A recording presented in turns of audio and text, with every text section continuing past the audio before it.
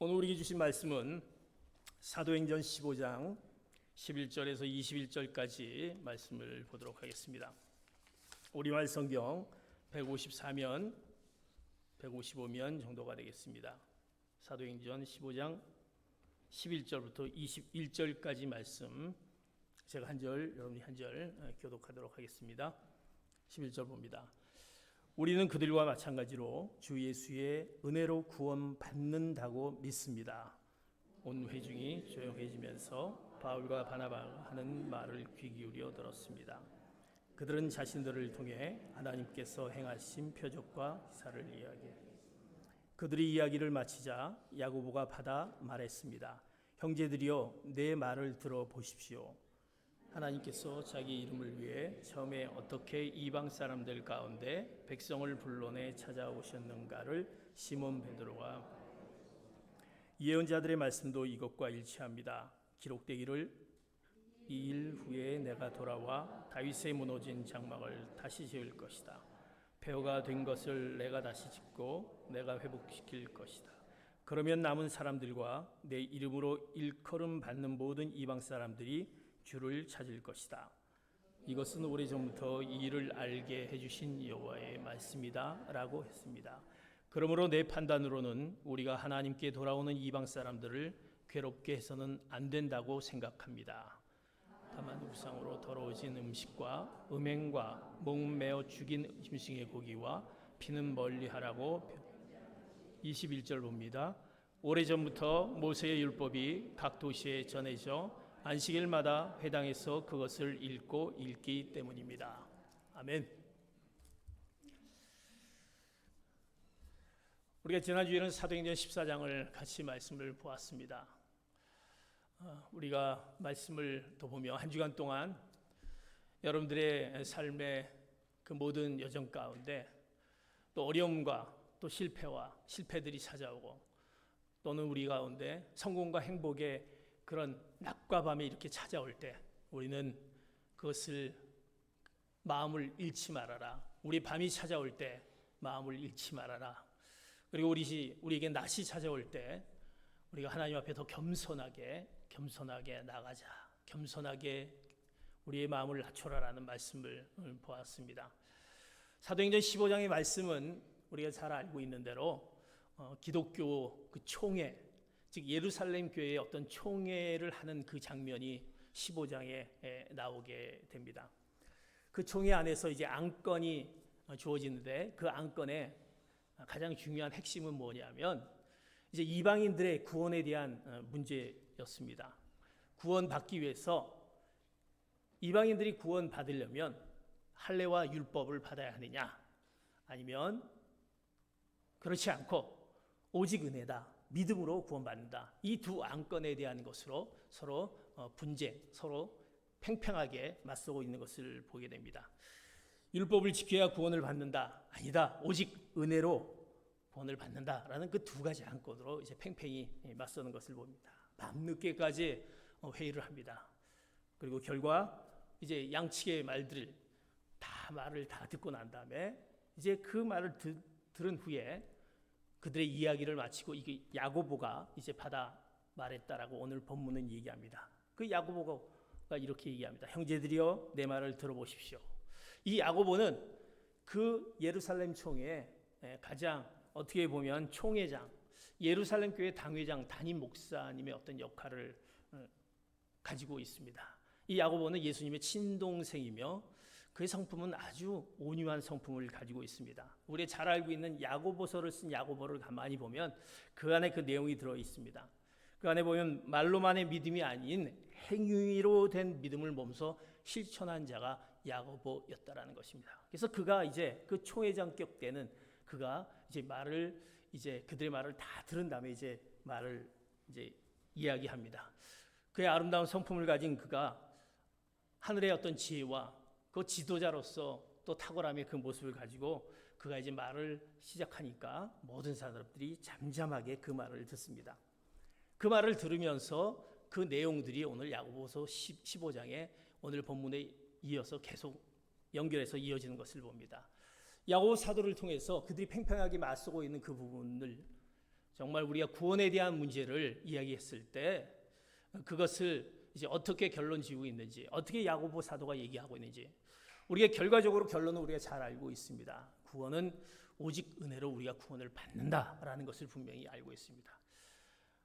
그런 결론적인 야고보 사도의 그 얘기를 통해서 우리가 그리스도인으로서, 내가 그리스도인으로서 나의 구원은 이제 오직 은혜로, 믿음으로 내가 구원을 받았다라는 확신이 우리 가운데 있게 됩니다. 그러면서 우리가 오늘 제목이 뭐냐면 율법의 짐을 벗고 은혜의 힘을 얻은, 율법의 짐을 벗어버리고 은혜의 힘을 얻는 오직 그리스도인으로서 어떤 우리가 그리스도인 자세를 가져야 될지 오늘 야고보 사도가 오늘 말씀을 통해서 우리에게 말씀해 줍니다. 우리는 정말 그리스도인이다라고 하는데 정말 그리스도인의 참 그리스도인인가? 진짜 그리스도인인가? 진짜 그리스도인, 참 그리스도인의 필수적인 우리가 가져야 될 것이 무엇인가라는 것을 말씀을 통해서 우리에게 말씀합니다. 첫 번째 말씀은 사도행전 15장 19절 말씀을 개역개정을 통해서 다시 한번 말씀을 보도록 하겠습니다. 시작. 그러므로 내 의견에는 이방인 중에서 하나님께로 돌아오는 자들을 괴롭게 하지 말고. 오늘 야고보 사도가 참 그리스도인, 율법의 짐을 벗고 오직 은혜로 은혜의 힘을 얻은 참 그리스도인이 되기 위해서는 첫 번째로는 하나님의 말씀에 근거해야 된다는 것입니다. 하나님의 말씀에 근거한 그런 신앙인, 그런 믿음, 그런 그리스도인. 사랑하는 성도 여러분, 우리는 하나님의 말씀에 근거한 참 그리스도인입니까? 오늘 야고보 사도는 이제 형제들한테 팽팽하게 맞서는 그들한테 그들의 말이 끝나고 난 다음에 이제 뭐라고 얘기하면, 내 형제들아 내 말을 잘 들어라 라고 얘기하면서 얘기하는 것이 뭐냐면, 그러므로 내 의견에는, 이렇게 얘기합니다. 내 의견에는 야고보 사도의 의견에는 이라고 우리가 이렇게 생각할 수 있습니다. 그러나 이것을 원어로 가만히 들어가 보면 이것은 야고보 사도의 어떤 의견이 아니라 뭔가 그 안에 뒷받침하고 있던 부분이 있다는 것입니다. 왜냐하면 그러므로 내 의견에는 앞에 그러므로라는 부분이 있습니다. 우리가 보통 그러므로라는 것은 어떤 결론적인, 그러므로로 시작을 하게 된다는 것은 그 앞에 뭔가 결론을 위한 서론이 있다는 것을 보게 됩니다. 앞에 어떤 서론이 있기 때문에 그러므로 내 의견에는, 이렇게 우리가 분명히 이 원어를 통해서 해석할 수 있습니다. 야고보 사도는 그러므로 내 의견에는, 내 의견을 얘기할 수 있었던 것은 앞에 있는 그 서론에 분명 무엇이 있다는 것입니다. 그 서론에 있는 그 부분이 뭔가 하면 그가 결론에 도달할 수 있었던 것은 바로 16절, 오늘 19절 본문을 보지만 16절에 바로 그 말씀이 나오게 됩니다. 결론에 도달한 그 내용은 16절부터 18절까지의 내용에 이렇게 나와 있는 것을 보게 됩니다. 같이 말씀을 봅니다. 시작. 2일 후에 내가 돌아와 다윗의 무너진 장막을 다시 지을 것이다. 폐허가 된 것을 내가 다시 짓고 내가 회복시킬 것이다. 그러면 남은 사람들과 내 이름으로 일컬음 받는 모든 이방 사람들이 주를 찾을 것이다. 이것은 오래전부터 이 일을 알게 해주신 여호와의 말씀이다 라고 했습니다. 그러므로 내 의견에는, 내가 이렇게 결론 질 수 있는 것은 이제 쭉 얘기하면서 16절 얘기하면서 여호와의 말씀이다 라는 것입니다. 하나님의 말씀, 하나님의 말씀의 근거에 의해서 나는 내 의견이 이것이다 이렇게 얘기했다라는 사실입니다.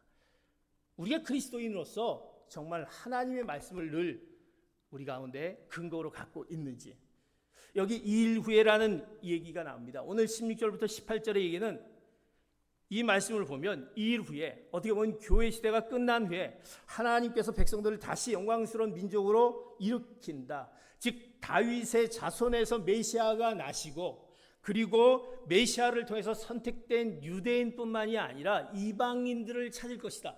이방인들도 구원을 얻을 것이다 라는 그 내용을 이제 앞부분의 서론으로 얘기하면서, 그러므로 내 의견에는 이제 이방 사람들이 주를 찾을 것이다. 이방인에게도 구원이 있다라는 것을 얘기하고 있는 것을 보게 됩니다.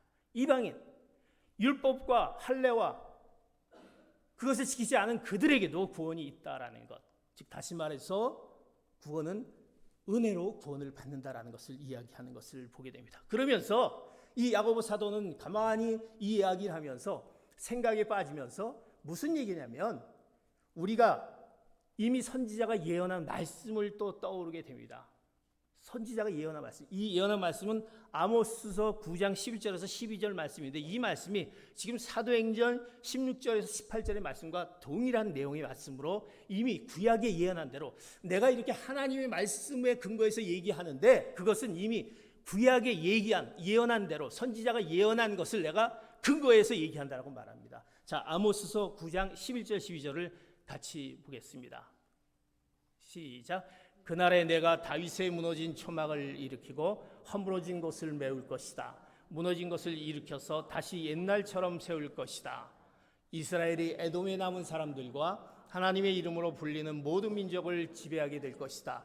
이것은 이 일을 이루시는 여호와의 말씀이다. 이미 하나님께서 말씀하신 그 말씀의 근거로 나는 내 의견으로 바로 이방인에게도 구원이 있다라는 것을 오늘 야고보 사도는 이렇게 말씀하고 있습니다. 사도들은요 때로 구약 성경을 많이 읽었습니다. 외우기도 했습니다. 그러나 그들은 이방인의 구원에 대한 말씀이 눈에 들어오지 않았습니다. 왜 그렇습니까? 내 생각으로 꽉 차 있기 때문에 그 구원이라는 것이 읽혀지지 않았다는 것입니다. 구원은 오직 선택된 유대 민족에게만 있는 것이지 이방인들에게 구원이 있을 거라는 그것을 꿈에도 생각하지 못했던 그들. 그러나 오늘 야고보 사도는 예언자의 구약의 말씀을 통해서 이제 그들에게도 구원이 있다라는 것을 이제 명확하게 얘기하는 야고보의 결론을 얘기하는 것입니다. 그것은 무엇에 근거해서 내가 이렇게 얘기하는 것은 그냥 내 의견이 아니라 이미 하나님의 말씀이 이렇게 말씀하셨기 때문에 말씀에 근거해서 나는 이렇게 얘기할 수 있다라는 결론을 이렇게 명확하게 야고보 사도는 이야기하고 있습니다. 사랑하는 성도 여러분, 야고보의 결론은 무엇입니까?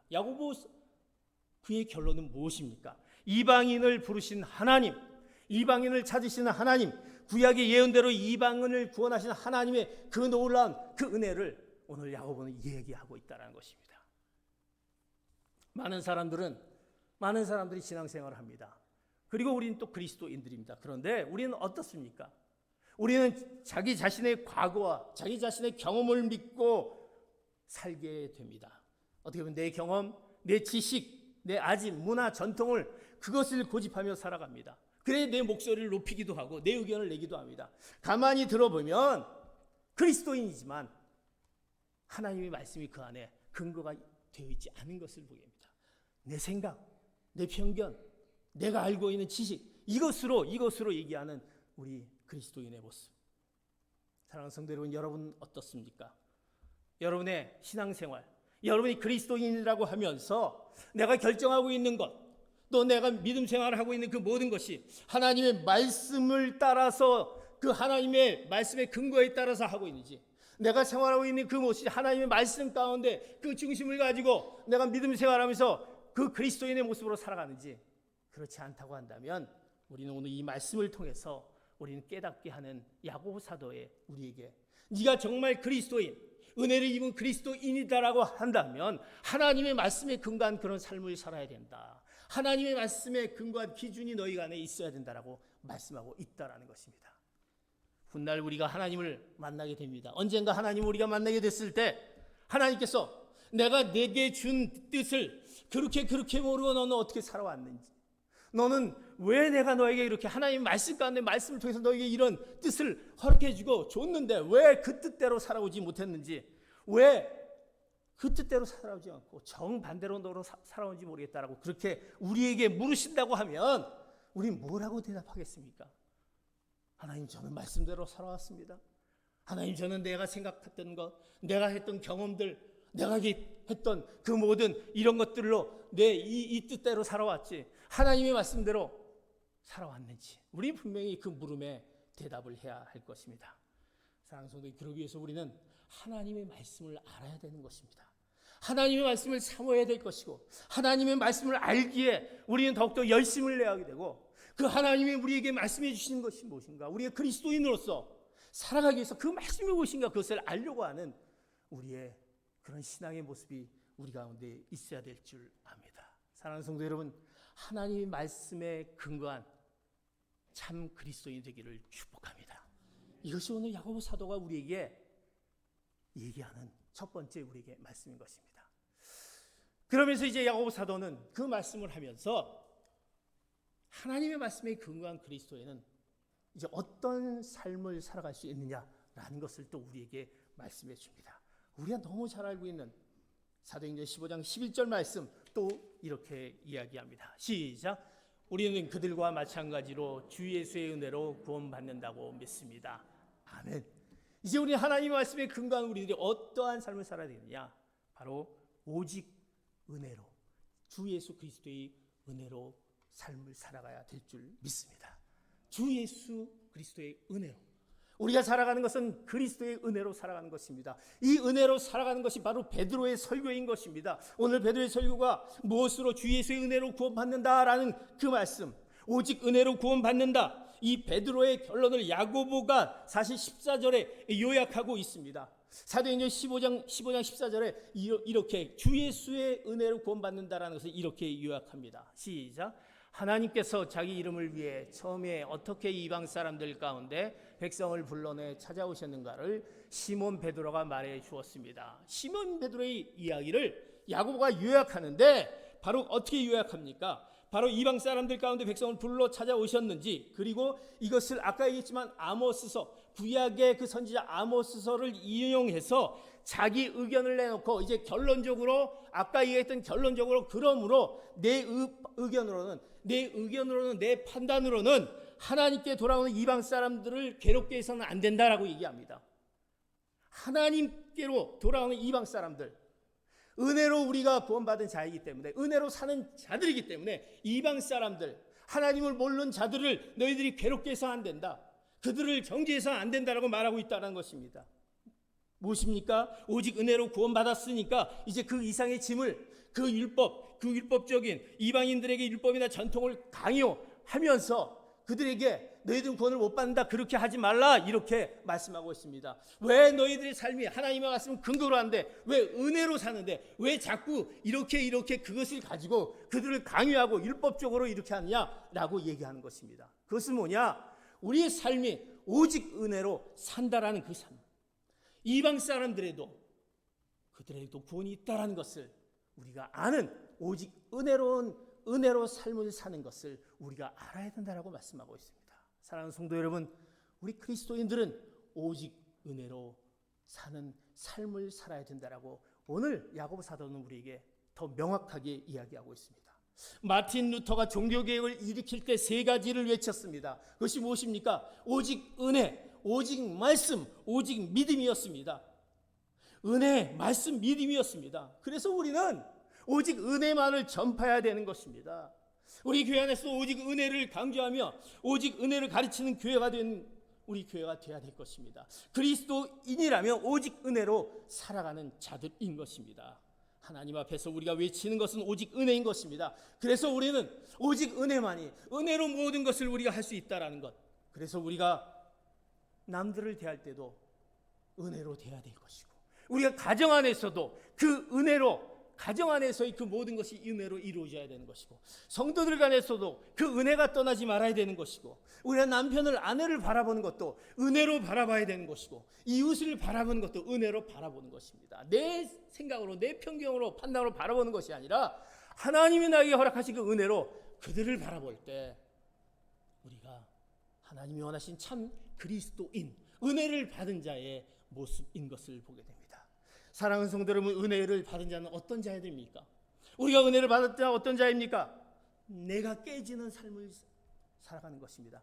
내가 없어지는, 내가 낮아지는 자, 내 생각과 내 주장이 없는 것.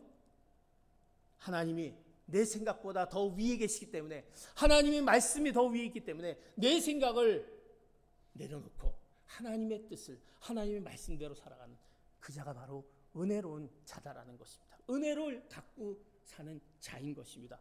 우리는 어떤 자입니까? 사실은 우리도 죄 가운데 있는 1만 달란트에 빚진 자들인 것입니다. 그러면 당연히 그 100데나리온의 이웃의 빚을 탕감해 주어야 하는 것 아닙니까? 우리는 그 많은 빚을 졌는데, 하나님께 탕감 안 하는데 우리는 이웃에게 그거밖에 얼마 안 되는 그 100데나리온밖에 안 되는 그 이웃들을 향해서 그 이웃들을 향한 탕감이 우리가 있어야 되는 거 아닙니까?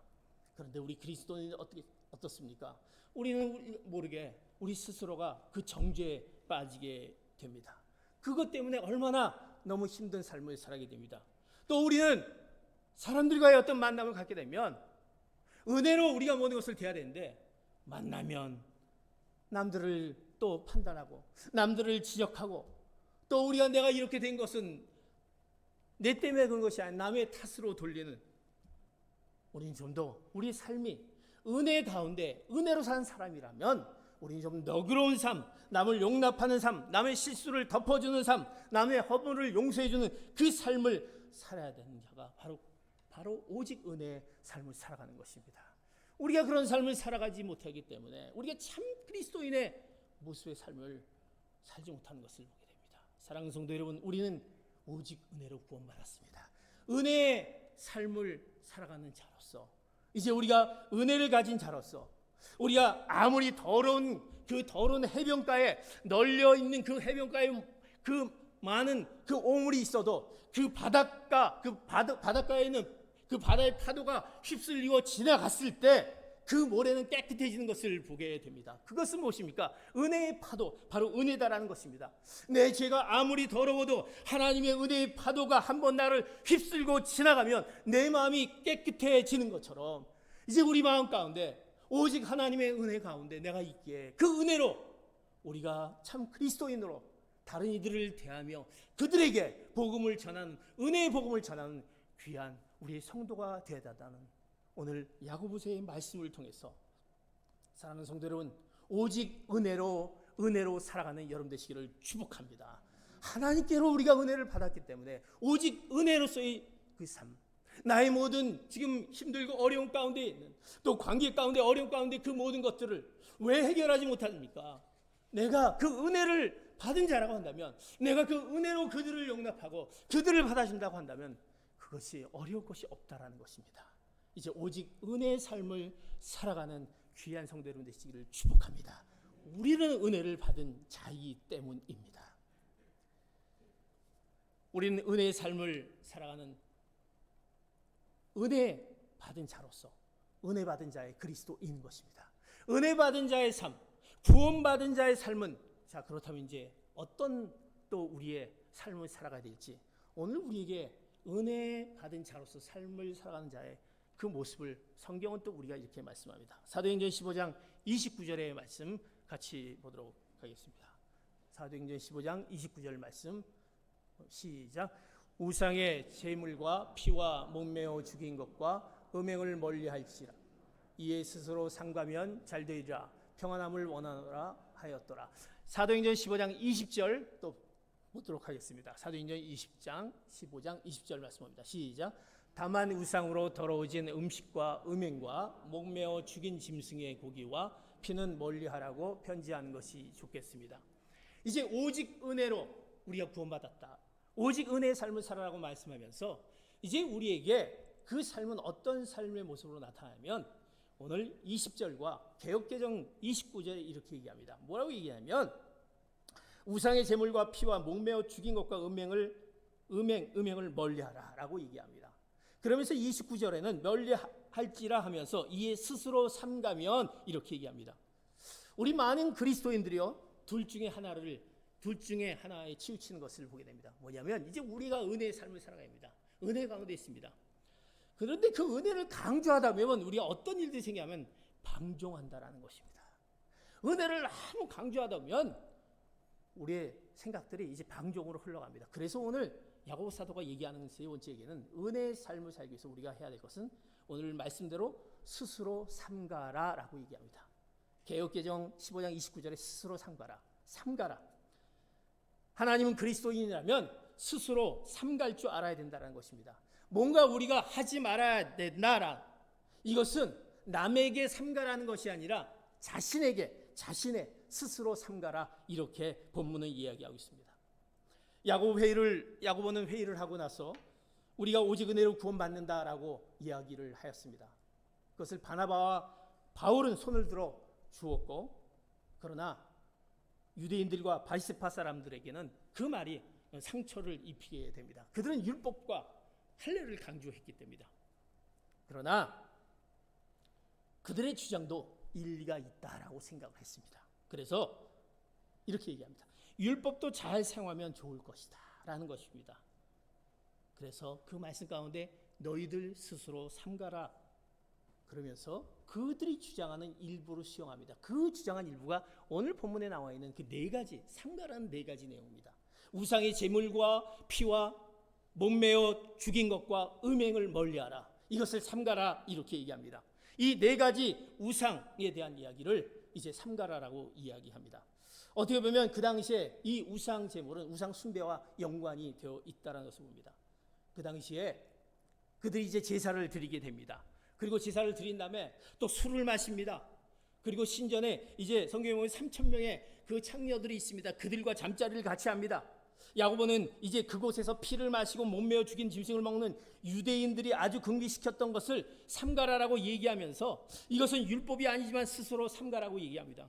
다시 말해서 우리가 은혜를 강조하다 보면 우리가 해야 될 행동에 방종으로 나가는 우리의 잘못된 그 행위를 보게 됩니다. 우리가 은혜가 있으면서 은혜 가운데 있으면서도 우리 가운데 뭔가 그 문화적인 그런 우상 숭배에 빠진 것을 봅니다. 우리가 그리스도인이면서도 여러분 그리스도인이면서도 우리 결혼시킬 때 자녀들 결혼시킬 때 내가 특별히 또 무슨 특별한 것을 또 원할 때 또 점을 보거나 또 찾아가거나 이러지 않습니까? 그리스도인들도 그런 것을 하더라고요. 그리스도인이면서 그것을 찾아가고 그것은 옛날부터 내려온 이러면서 그것을 따라가는 우리의 모습을 봅니다. 고린도전서 10장 23절에 이렇게 말씀하는 것을 봅니다. 같이 봅니다. 시작. 모든 것이 허용되나 모든 것이 유익한 것은 아닙니다. 모든 것이 허용되나 모든 것이 덕을 세우는 것은 아닙니다. 오늘 말씀 가운데 우리가 은혜를 받은 우리들입니다. 은혜 가운데 있는 우리들입니다. 그러나 그래서 우리가 은혜 받았기 때문에 모든 것을 우리가 다 해도 된다. 다 해도 된다. 그래서 오늘 말씀 모든 것이 허용되지만 그런 모든 것이 유익한 것은 아니다라고 얘기합니다. 그리고 모든 것이 허용되나 모든 것이 덕을 세우는 것이 아니다라고 얘기합니다. 이 말씀은 갈라디아서에 보면 이렇게 얘기합니다. 형제들이여 하나님이 여러분들을 부르셔서 자유하게 하셨습니다. 자유케 하셨습니다. 오직 은혜로 말미암아 구원한 여러분들을 자유케 하셨습니다. 그러나 그 자유를 육체의 만족을 위한 기회로 삼지 말라 이렇게 얘기했습니다. 내가 은혜를 받았기에 이제 나는 은혜로 다 그것이 무마된다 이렇게 생각하면서 내 행위들은 방종으로 막 우리가 빠지는 것을 보게 됩니다. 그래서 그리스도인들이라면 모든 것은 허용되지만 모든 것이 유익한 것은 아니기 때문에 스스로 삼갈 줄 알아야 된다. 너희들이 하지 말아야 되는 것은 하지 말아야 된다라는 것, 그것을 스스로 삼갈 줄 알아야 된다라는 것입니다. 그리스도인들이라면 모든 것이 허용되기 때문에 모든 것이 덕을 세우는 것이 아니다라는 것 때문에 남의 덕을 세우기 위해서 스스로 삼가할 줄 알아야 된다. 이렇게 얘기합니다. 스스로 삼가한다라는 것은 그 뜻은 바로 그리스도인의 자발적인 순종이 필요하다는 것입니다. 내가 삼가면서 그리스도인으로서 자발적인 그 순종의 앞에 있을 때 우리는 방종에 빠질 수 없다는 것입니다. 흔히 이것을 쉽게 우리가 예를 들어서 얘기하면 이렇지 않습니까? 우리가 술, 담배를 우리가 좀 얘기한다면 우리가 그리스도인들이 술, 담배를 안 한다. 그리스도인들의 직분자들이 술, 담배를 안 한다는 것은 그리스도인 아닌 자들도 잘 알고 있는 사실 아닙니까? 술, 담배를 안 한다. 자, 술, 담배에 대한 얘기를 했을 때 한번 보십시다. 이 술, 담배가 죄입니까? 또 아닙니까? 이 술, 담배가 술, 담배라면 구원을 못 받는다, 받는다 이렇게 이야기할 수 있습니까? 우리는 분명히 이런 문제들을 우리가 항상 갖고 있지 않습니까? 그러나 죄인가 아닌가? 구원인가? 구원을 받으냐? 구원을 받을 수 있는가? 받지 못하느냐? 이것은 어떻게 보면 유치한 질문이 될 수 있습니다. 이것은 그리스도인의 질문이 아니다라는 것입니다. 이런 질문을 해야 될 것입니다. 술, 담배가 덕이 될 것인가? 아닌가?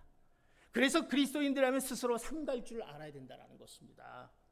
우리가 또 뭡니까? 도박을 합니다. 노름을 합니다. 이것도 마찬가지 아닙니까? 죄입니까? 아닙니까? 구원입니까? 구원을 못 받습니까? 이것도 마찬가지라는 것입니다. 그러나 그리스도인들이라면 스스로 삼갈 줄 알아야 된다는 것. 그리스도인들이 잘못하면 방종의 덕목을 잃어버릴 수 있다는 것입니다. 그래서 우리가 삼갈 줄 알아야 된다는 것입니다.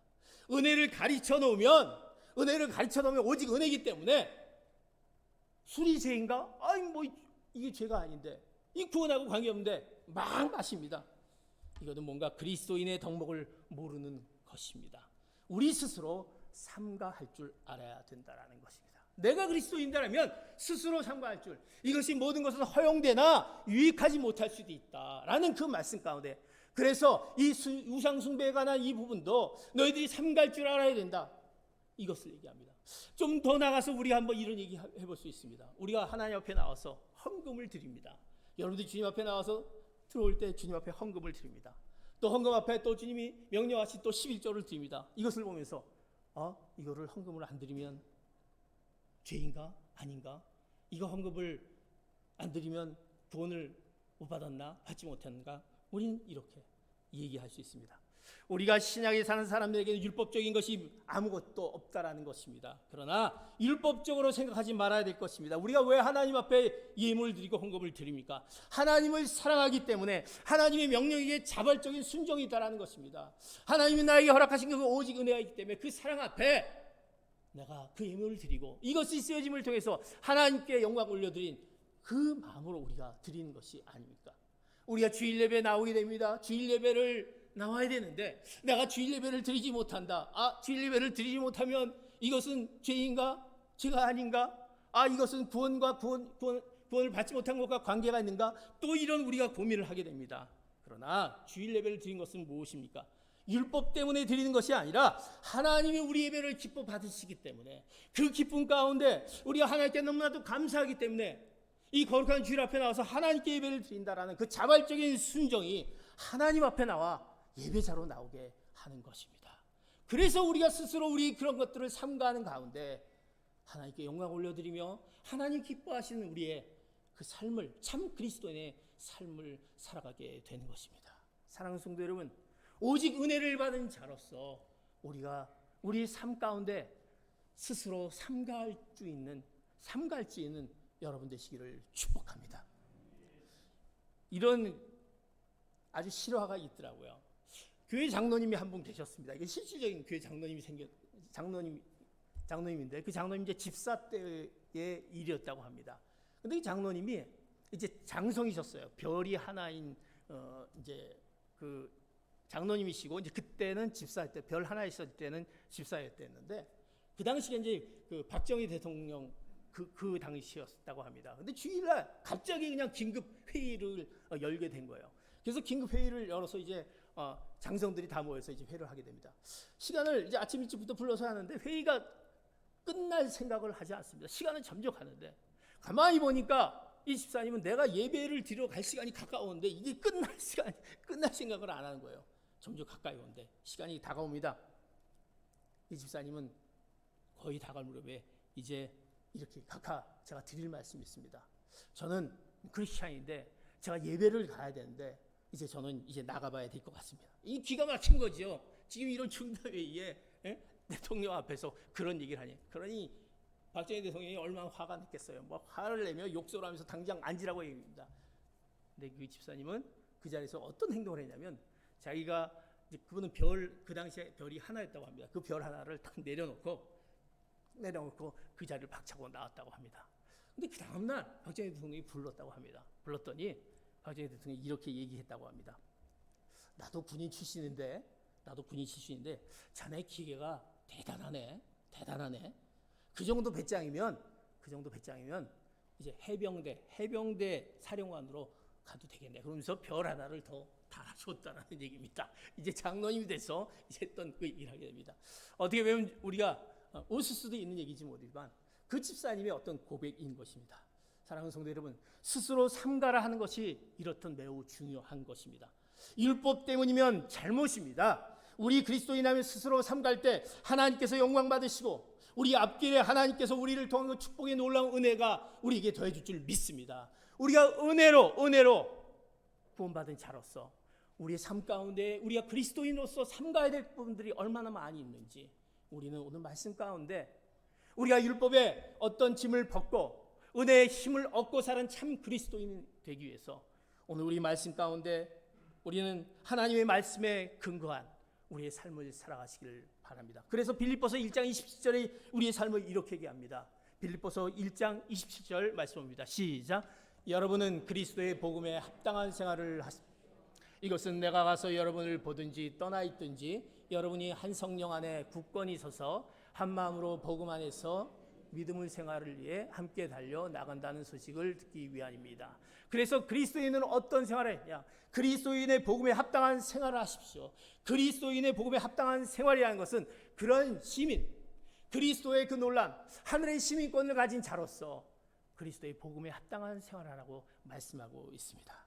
사랑하는 성도 여러분, 이제 우리는 율법의 짐을 벗어버리고 그 은혜를 받은 자로 우리는 참 그리스도인으로서 하나님의 말씀에 근거한 삶, 그리고 오직 주의 은혜로 살아가는, 그리고 더 나아가서 우리가 주의 은혜로 살아가는 자로서 스스로 삼가하며 자발적으로 하나님 말씀 가운데 순종하는 그런 참 그리스도인이 되시는 귀한 성도 여러분 되시기를 예수 그리스도의 이름으로 축복합니다. 기도하겠습니다.